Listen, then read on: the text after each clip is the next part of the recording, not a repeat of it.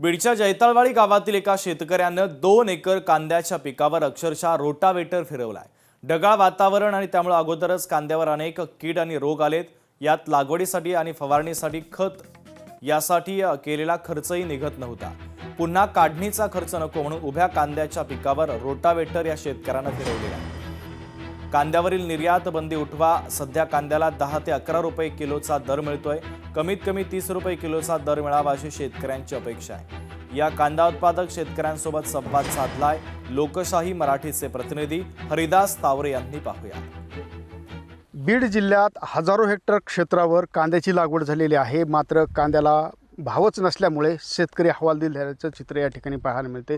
मी ज्या भागामध्ये मोठ्या प्रमाणात कांदा लागवड होती त्या भागामध्ये आहे। नेकनूर परिसरामध्ये मोठ्या प्रमाणात कांदा लागवड होती त्या परिसरामध्ये आहे। माझ्याबरोबर काही शेतकरी देखील आहेत। सध्याचा जर बाजारभावाचा विचार केला तर फक्त 10 ते 12 रुपये प्रति किलो जर भाव सध्या शेतकऱ्याच्या कांद्याला भेटत आहे, परंतु एकंदरीत विचार केला तर त्याच्या लागवडीचा खर्च असेल, बी बियाणे, मजुराचा खर्च, आज मजूर 400 रुपये रोज देऊन सकट आज शेतात काम करण्यासाठी मजूर मिळत नाहीत। ही मोठी शेतकऱ्यांसाठी गोष्ट आहे। काय वाटतं काका, काय किती लागवड केला कांदा होता, किती खर्च झाला, काय सांगता येईल?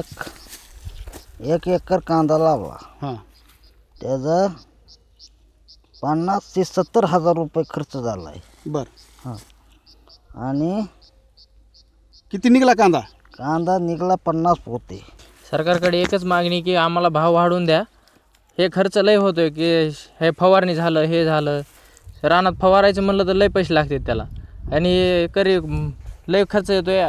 कांदा निघत नाही, एक तर कांद्याला लगेच पिळा पडतोय, बाया भेटत नाहीत, सगळं अडचणी शेतकऱ्याला। सरकार म्हणतं आम्ही शेतकऱ्याच्या मालाला दुप्पट भाव करू, मात्र शेतकऱ्यांच्या अडचणीपुढं कुणीही यायला तयार नाही।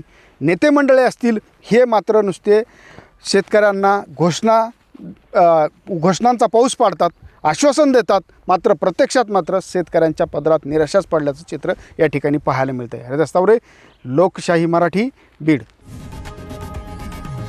लोकशाही मराठी, ऐका, पहा, जागरूक रहा।